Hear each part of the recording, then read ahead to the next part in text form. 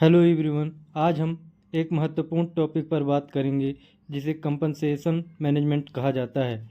आखिर ये compensation management क्या होता है और इसकी ज़रूरत क्यों है किसी भी इंडस्ट्री में, आज उसी के विषय में, उसी टॉपिक से के रिगार्डिंग आज हम महत्वपूर्ण चर्चा करेंगे। तो आइए सबसे पहले समझते हैं कि कंपनसेशन मैनेजमेंट होता क्या है। The act of distributing some type of monetary value to an employ for their work by means of the company policy और प्रोसीजर। कंपनी की पॉलिसी और प्रोसीजर के अकॉर्डिंग कुछ मॉनेटरी वैल्यू डिस्ट्रीब्यूट करना employ को उनके वर्क के हिसाब से। कहने का तात्पर्य दोस्तों कि एम्प्लॉय के वर्क के हिसाब से उनको कुछ मॉनेटरी वैल्यू प्रोवाइड करना, डिस्ट्रीब्यूट करना कंपनी के पॉलिसी के अकॉर्डिंग, कंपनी के प्रोसीजर के अकॉर्डिंग ही क्या कहलाता है। उसको मैनेज करना कि किस प्रकार से एम्प्लॉय को सैलरी डिस्ट्रीब्यूट होगी, किस प्रकार से उसको मॉनेटरी वैल्यू प्रोवाइड की जाए उसके काम के हिसाब से। यही सब चीज़ें क्या कहलाती हैं, मैनेज करना कंपनसेशन मैनेजमेंट कहलाता है।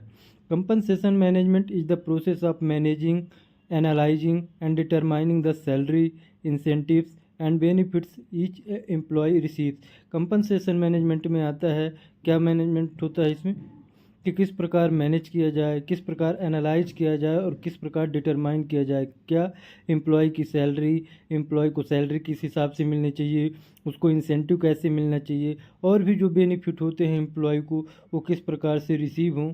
यही सब मैनेज करना, एनालाइज करना और डिटरमाइन करना ही क्या कहलाता है, कंपनसेशन मैनेजमेंट कहलाता है। Compensation management is the discipline and process for determining employ appropriate pay and benefits.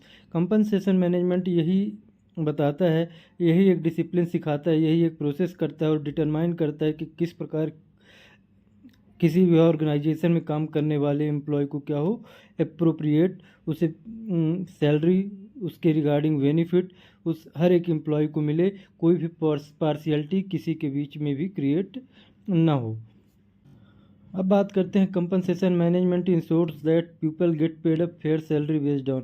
Compensation management में ये इंश्योर होता है, ये इंश्योर किया जाता है कि कोई भी एम्प्लॉय को किसी भी प्रकार की फेयर सैलरी किस बेस पे मिलनी चाहिए, क्या उसके पैरामीटर हैं, क्या उसके बेस डेटा है जिसके बेस में एम्प्लॉय को सैलरी मिलनी चाहिए।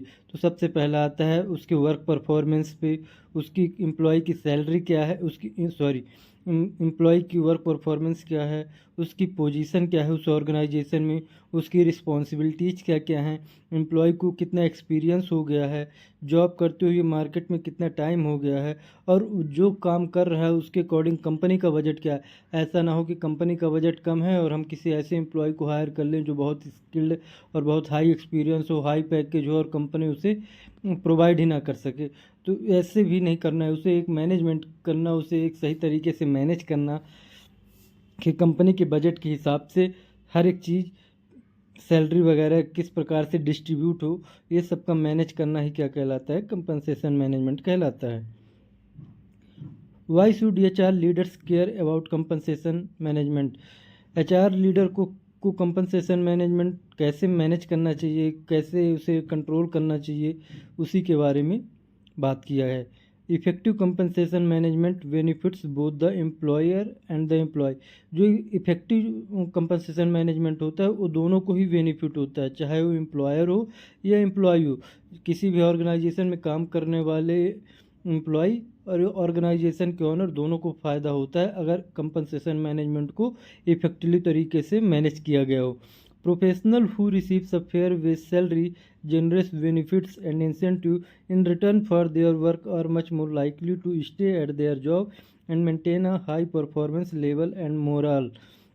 जैसा कि मैंने कहा कि अगर प्रोफेशनल तरीके से जो भी कैंडिडेट, जो भी एम्प्लॉय एक फेयर बेस अपने काम के अकॉर्डिंग एक फेयर सैलरी पाता है, एक जनरस बेनिफिट होते हैं, उसे इंसेंटिव मिलता है, उसे मोटिवेट किया जाता है, तो एम्प्लॉय भी चाहता है कि उसके बदले में मैं उसे हाई रिटर्न प्रोवाइड करूं, और ज़्यादा वो मेहनत करता है और ज़्यादा एफर्ट करता है ताकि कंपनी का परफॉर्मेंस और लेवल दोनों हाई हो। Effective compensation management fuels employ engagement and thereby leads to company success. Effective compensation management क्या करता है, एम्प्लॉय को इंगेजमेंट रखता है और कंपनी की सक्सेस में एक अहम भूमिका निभाता है। अब बात करते हैं कंपनसेशन क्या कितने प्रकार के होते हैं, कितने इसके टाइप होते हैं। Compensation includes far more than just a base salary. The full compensation package includes a variety of compensation type, both direct and indirect. देखिए, किसी भी एम्प्लॉय को हम दो प्रकार से कंपनसेशन प्रोवाइड कर सकते हैं। उसे एक तो हम जो डायरेक्ट एम्प्लॉय को देते हैं, सैलरी वगैरह जो भी होती है, जैसे कि आवरली उसे कितना पे करना है, सैलरी कितना देना है, कमीशन क्या बनता है उसका, और बोनस क्या होता है, ये सब चीज़ें किस में आ जाती हैं, उसके डायरेक्ट कंपनसेशन में आ जाती है। वहीं दूसरी ओर बात की जाए तो एक इनडायरेक्ट कंपनसेशन भी होता है, जिसमें क्या क्या इंक्लूड होता है कि रिटायरमेंट बेनिफिट, की जब एम्प्लॉय रिटायरमेंट हो रहा है तो उसे उसके बाद क्या बेनिफिट मिलेगा।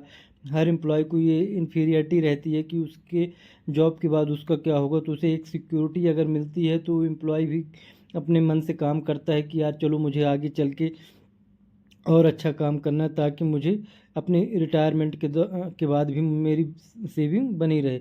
इंश्योरेंस एम्प्लॉय को मिले, जैसे medical, life insurance, medical insurance, dental, ये सब चीज़ें कि अगर कोई भी इमरजेंसी आती है तो कंपनी उसके लिए स्टैंड हो, खड़ी हो। पेड टाइम ऑफ, ऐसा ना हो कि एम्प्लॉय से काम लिए जा रहे हों और उसे टाइम से उसके अकॉर्डिंग उसकी सैलरी ना बन रही हो, तो उसे टाइमली उसको क्या किया जाए, उसको सैलरी पेड किया जाए। Profit sharing, distribution and stock options, ऐसा ना हो कि ऑर्गेनाइजेशन बहुत ज़्यादा फ़ायदा ले रही हो और फ़ायदा हो रहा हो जब ऑर्गेनाइजेशन को, तो एम्प्लॉय को एक बेसिक सैलरी दे दो कि बात ख़त्म, आपका काम इतना ही है। ऐसा नहीं हो। जब प्रॉफिट शेयरिंग ज़्यादा हो तो एम्प्लॉय को भी उसमें भागीदार बनाना चाहिए और स्टॉक के ऑप्शन बनाने चाहिए। Tuition assistant and learning and development offering, child care assistants, gym membership, relocation expense, perks such as a free food and office gym events and so on. आपने किसी भी ऑर्गेनाइजेशन में काम करते हुए लोगों को देखा होगा कि कोई भी जो बड़ी कंपनी होती है, बड़ी एमएनसी कंपनी होती है, वो अपने एम्प्लॉय का हर तरीके से ध्यान रखती है। चाहे वहाँ पे जिम मेंबरशिप हो, बच्चों की केयरनेस के बारे में हो, फूड, ऑफिस, जिम, इवेंट्स, हर एक चीज़ में एम्प्लॉय का क्या रखा जाता है, ध्यान रखा जाता है। एम्प्लॉय एक मेंबर की तरह होता है, जिसका ध्यान अगर ऑर्गेनाइजेशन बहुत अच्छे से रखती है तो एम्प्लॉय भी चाहता है कि उसके बदले में उसे बेहतर से बेहतर सर्विस प्रोवाइड कर सके, ताकि कंपनी को क्या हो, मैक्सिमम बेनिफिट मिल सके। अब बात करते हैं objective of compensation management systems की। तो जो मेन ऑब्जेक्टिव है कंपनसेशन मैनेजमेंट सिस्टम्स के, उसमें क्या है कि कंपनसेशन कंसिस्टेंसी होनी चाहिए। ऐसा ना हो कि ऑर्गेनाइजेशन को प्रॉफिट हो रहा हो और हम एक बार लालच में किसी भी एम्प्लॉय को दे दें कि यार चलो आपको कंपनसेशन प्रोवाइड करा देते हैं। ऐसा नहीं होना चाहिए। हर समय पे एक कंसिस्टेंसी बनी रहनी चाहिए, एम्प्लॉय को मोटिवेट करते रहना चाहिए, ताकि क्या हो कि अगर कंपनसेशन उसे कंटिन्यूसली कंसिस्टेंसी तरीके से मिलता रहेगा तो एम्प्लॉय भी चाहेगा कि मैं भी बेहतर कंसिस्टेंट तरीके से काम करता रहूं। एडिशनल एडमिनिस्ट्रेटिव इफ़िशियंसी, एडमिनिस्ट्रेशन में भी उसे बेनिफिट हो कि आप ऐसा काम करोगे तो उसे प्रमोशन वगैरह के ज़्यादा चांसेस हों। एडेरेंस टू ऑल द लॉ, जो लॉ हैं, जो रूल्स एंड रेगुलेशन हो, हर एम्प्लॉय के लिए इक्वल हो, बराबर हो। ऐसा ना हो कि किसी भी इंडस्ट्री में एम्प्लॉय के लिए, हर एक एम्प्लॉय के लिए अलग अलग रूल हो। तो कहने का तात्पर्य कि हर एक एम्प्लॉय के लिए इक्वल लॉ होने चाहिए। रिवार्ड्स इंड्यूस्ड बिहेवियर, जब कोई एम्प्लॉय अच्छा कर रहा हो तो उसे उसके काम का अप्रिसिएशन मिलना चाहिए, उसे उसके रिगार्डिंग रिवार्ड्स मिलने चाहिए, ताकि वो अपने आप को प्राउड फील कर सके। Current employee retention to be sufficient, personal motivation, better understanding और cost control, equity maintenance, hire qualified employees. तो ये कुछ मेन ऑब्जेक्टिव हैं कंपनसेशन मैनेजमेंट के, जो कि किसी भी ऑर्गेनाइजेशन के लिए बहुत इम्पोर्टेंट होते हैं। आज की वीडियो में बस इतना ही। तब तक के लिए मिलते हैं। धन्यवाद। जय हिंद।